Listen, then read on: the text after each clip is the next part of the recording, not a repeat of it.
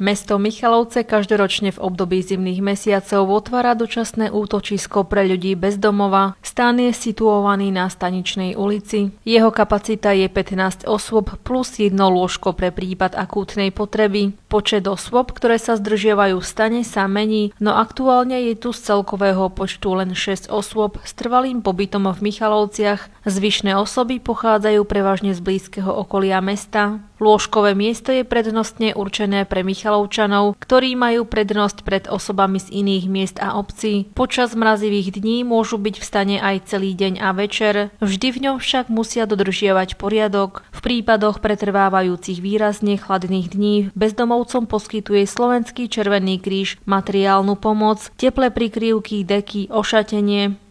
Teraz pokračujeme vlastne ďalšou distribúciou. Je to vlastne súčasť projektu, ktorý máme cez program Slovensko a Ministerstvo práce, sociálnych vecí a rodiny. Je to vlastne distribúcia materiálnej pomoci pre ľudí, ktorí sú na ulici. A v podstate toto je už tretíkrát. V lani sme distribuovali dvakrát. Na jar, niekedy v júni a potom v septembri, ale to bolo skôr oblečenie na jeseň.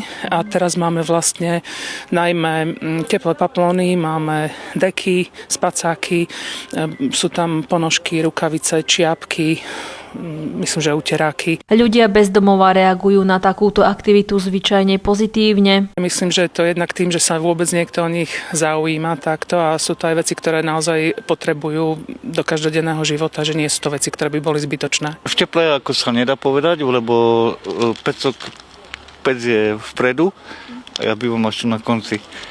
To je, ako by som bol v mrazaku. Keď nemám deky, som veľmi rád, že som tu v teple. Je to dobré, dá sa tu, lenže sem tam je aj zima. Stravujeme sa, nosia nám jedlo.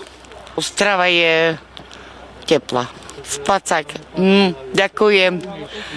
Je to veľmi dobre. Ďakujem aj ja charitatívnej spoločnosti, lebo je to krásne. Inú možnosť nemáme, bohužiaľ.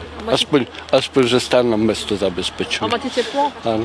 Drevo na vykurovanie stanu zabezpečujú technické a záhradnícke služby. Služby mesta Michalovce uvaria raz do dňa teplú sítu polievku s tým, že výdaj robia pracovníci komunitného centra Michalovce, Slovenská únia sluchovo postihnutých na Okružnej ulici. Michalovsko-Košická pravoslavná eparchia zabezpečuje v prípade potreby trvanlivú potravinovú pomoc. Osobám v stane je na pravidelnej báze poskytované sociálne poradenstvo zamestnancami odboru sociálnych vecí Mestského úradu Michalovce.